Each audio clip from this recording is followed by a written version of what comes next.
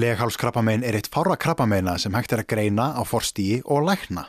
Frá því að skipuleg leit að krabbameininu hófst hér á landi fyrir hálfri öld hefur dánatíðni úr sjúkdómnum lækkað 90%. Þannig þetta þá skoðun sem að konur frá á bilinu 23 til 65 ára koma í og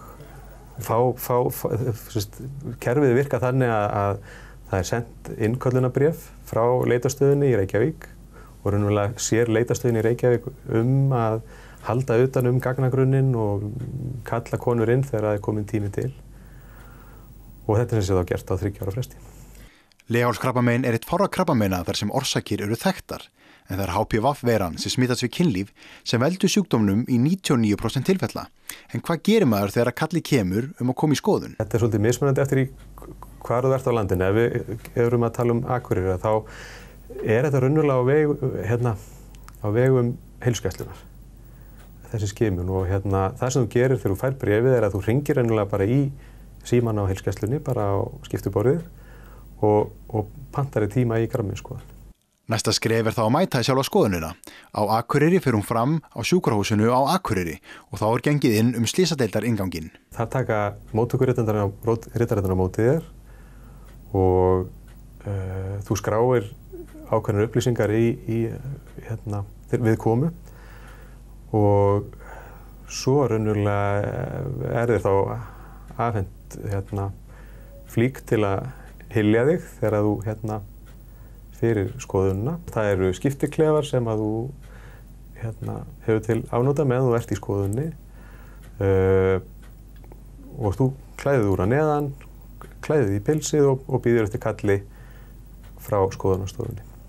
Í leghálslímhúðinni eru frumur sem geta breyst og þróast yfir í krabbamein. Þessar frumubreytingar eru almennt kallaðar forstigsbreytingar og eru unnt að greina þær með frumustróki frá leghálsi. Það raunverulega bara verið að taka stróksýni frá leghálsinu.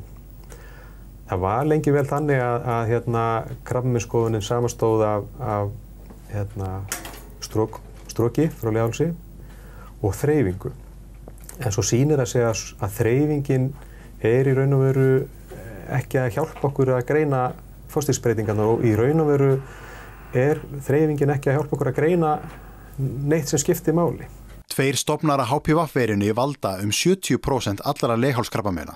En þótt bólusett sé gegn þessum tegundum þá eru einnig 13 sjaldgæfari HPV-stofnar sem geta valdið leghálskrabbameini og því mikilvægt að þær konur sem hafa verið bólusettar mæti einnig í leghálskrabbameinsleit og láti taka stróksýni. Þá notum við ákveðin bursta til þess að ná þessu sýni. Nú, eins og gefur að skilja það, því að leghálsinn efst upp í leggöngunum, þá notum við ákveðið áhald til þess að komast að leghálsinum og svo tekið þetta stróksýni og síðan síðan eru frumurnar settar í ákveðin vökva sem raunverulega flutningsvökvi fyrir frumurnar og vökvin síðan, glösin eru síðan send til nánari skoðunar suður á leitastöð. En hvað gerist svo? Hvenær getur maður átt von á að fá einhverja niðurstöðu? Það raun og veru eingöngu þau sýni sem að koma óeðlilega út sem eru send bréf.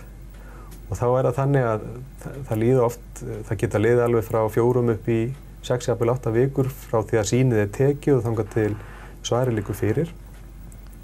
En þá kemur bréf í póstinum að það hafi greinst frumbreytingar og svo eru gefnar leiðbeiningar hvert næsta skref Hvenær þarf ég síðan að koma aftur? Kerfið í raun og veru býsna gott að því leytinu til að það einn staður sem heldur utan alla niðurstöðurnar og einn staður sem að fylgist með því að konur séu boðaðar inn á réttum tíma. Þannig að ef þú ert komin í svona eftirlitsupplegg, ef þú þarft að koma oftar þá það ekki þannig að þú þarfur að muna nú var ég í skoðun fyrir hálfu ári síðan, nú þarf ég að mæta á þessum tíma. Heldur það beinlínis þannig að þú færð bréf þegar það komið tíma á skoðun. Leghálskrabbamein einkennalaust í byrjun og því eina leiðin til að fylgjast með einkennunum að mæta í skoðunina þegar boðið kemur. Það skiptir rosalega miklu máli að mæta reglulega í krabbameinsskoðunina því að þeim fleiri sýni sem þú hefur tekið, þeim meiri líkur eru á að við náum að greina frumbreytingar ef þær eru til staðar. Á árunum 2012 til 2016 greindust að meðaltali 16 tilfelli af leghálskrabbameini á ári á Íslandi.